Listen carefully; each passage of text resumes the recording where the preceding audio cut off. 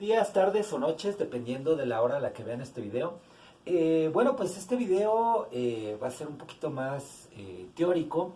Sin embargo, lo que vamos a plantear aquí va a ser bastante interesante. Vamos a una de las cuestiones más trascendentes de la teoría electromagnética, que es la ley de Faraday.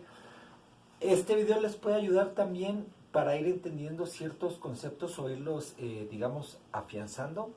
Eh, y que bueno, entiendan mejor el porqué de este tipo de fenómenos, son mejores estudiarlos desde la parte del cálculo vectorial. Dicho esto, pues vamos a iniciar con lo que ya habíamos planteado. Recordarán el experimento en el cual, pues básicamente lo que se había visto es de que cuando nosotros teníamos una corriente, alrededor de esa corriente lo que se formaba básicamente era una intensidad de campo magnético, así como aquí lo habíamos planteado. Y que bueno, esa intensidad de campo magnético estaba relacionada también con lo que era la densidad de corriente, que se podía obtener mediante lo que era la regla de la mano derecha.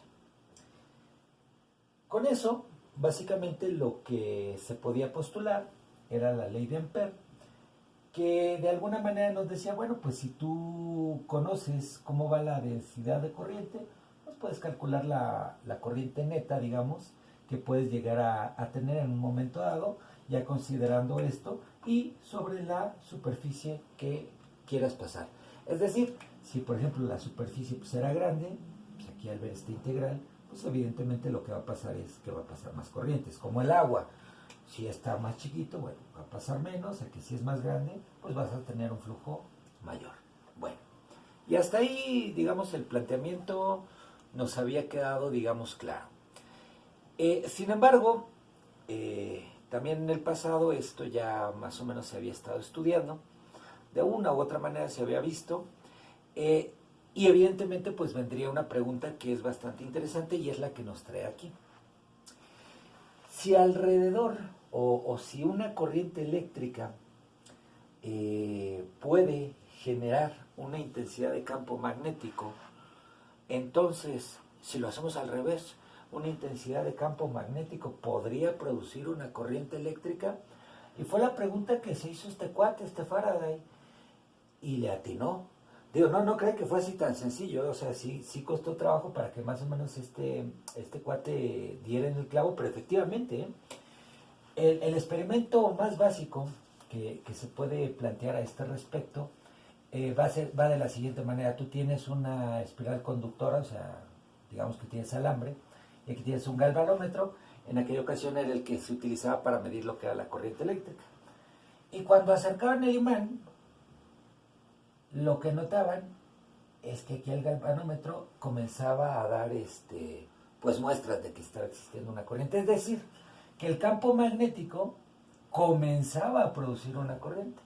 Y es evidentemente uno de los principios más fundamentales que se van a tener que abordar o que van a abordar en sus cursos de conversión de energía para poder entender cómo a partir, por ejemplo, de la energía mecánica tú puedes producir energía eléctrica. Pero básicamente el principio viene por aquí, a partir de la energía o de, sí, digamos, de una intensidad de campo magnético, lo que estás haciendo es trabajar al revés y generar una corriente. Tratar de llevar esto a la parte del cálculo, de hecho, no fue sencillo porque no estaba tan desarrollado en aquel momento. Sin embargo, conforme fue avanzando y ya cuando aparece Maxwell se empiezan a puntualizar todas estas leyes y entonces ya se puede encontrar más o menos una relación, digamos, útil. Y la primera que vamos a estudiar es la que tiene que ver con la parte del campo eléctrico. El campo eléctrico, básicamente, pues nosotros lo estuvimos estudiando ya en las primeras partes del curso. Veíamos que inclusive pues a partir del campo de potencial podíamos obtener el campo eléctrico. Y bueno, pues algo que es muy importante recordar, que es lo que pasaba cuando un campo eléctrico era electrostático. Cuando era electrostático, pues básicamente lo que teníamos era de que, digamos, su rotacional, pues era cero. Era cero. Y eso es muy importante porque si nosotros en algún momento dado planteamos un campo electrostático, pues lo que vamos a obtener para la ley de Faraday va a ser una fuerza electromotriz, que así es como queda definido esto, de cero. Fuerza electromotriz que vamos a medir en volts o voltaje, y bueno, pues ya verán por dónde va este asunto. Entonces, el primer ejercicio que vamos a desarrollar es el siguiente. Lo que hago yo es, propongo un campo eléctrico, y lo único que vamos a hacer es probar que la fuerza electromotriz que produciría ese campo eléctrico sería cero.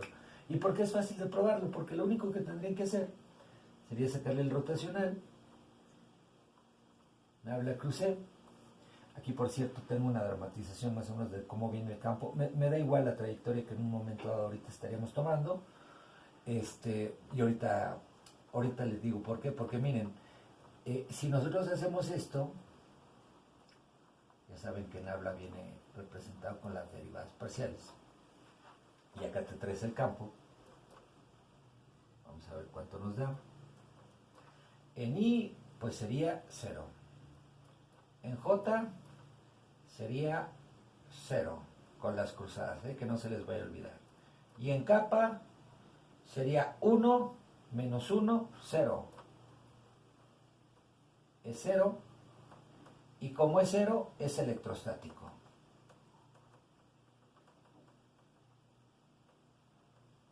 Independientemente de que aquí estamos planteando, digamos, la integral de línea base para la ley de Faraday, nosotros sabemos por cálculo que se puede plantear dentro de la perspectiva del teorema de Stokes.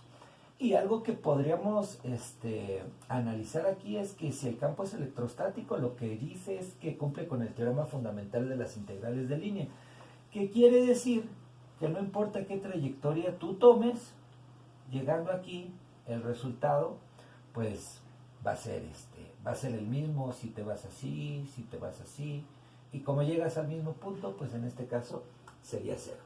Entonces, pues como verán, vamos a tener que estar trabajando con esta integralita de línea.